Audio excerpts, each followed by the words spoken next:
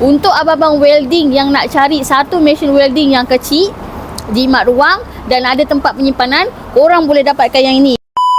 Ini adalah daripada jenama King. Untuk dia punya model adalah MMA-220.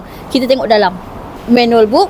Mesin ni memang kecil, so sesuai korang nak bawa pergi mana-mana saja. Dia punya power adalah daripada 20 ampere sehingga 120 ampere. Okey, korang boleh adjust dekat sini, boleh pegang dekat sini je, dan dekat belakang ni ada dia punya switch on and off dia. And then dia akan bagi beberapa kabel yang jenis macam ni.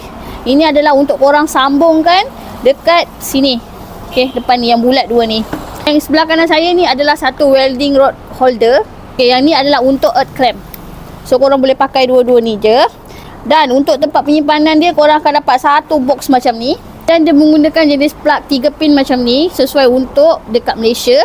So kalau korang nak dapatkan, terus saja datang ke Waris Machinery.